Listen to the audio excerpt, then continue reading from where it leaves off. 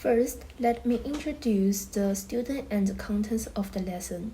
The student is 20 years old and is a beginner in piano. In this lesson, we focus on teaching basic piano knowledge and music theory, especially for beginners.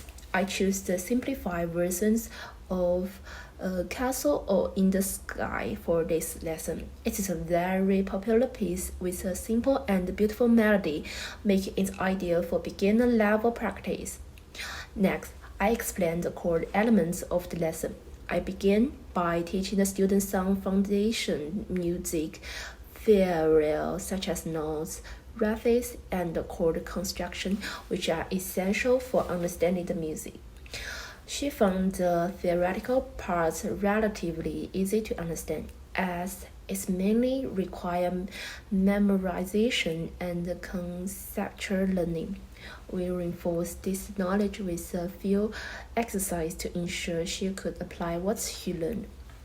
Once she grasped the theory, we move on to practical piano exercise, starting with simply one-hand practice to familiarize her with the piano keys and sheet music.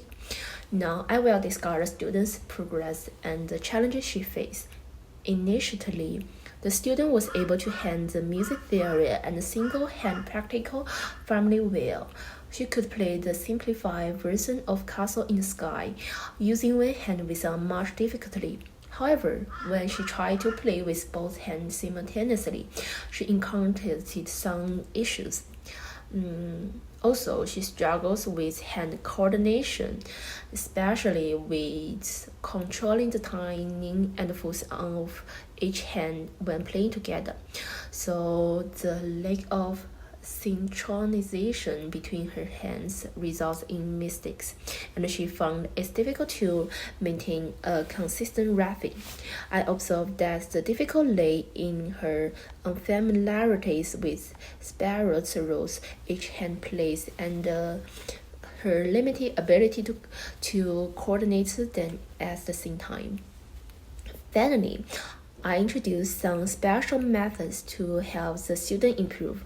To address her difficulties with hand coordination, I recommended that she practice each hand separately first. This way, she could ensure that each hand could independently play its part smoothly, with prepared control over rapid and dynamic.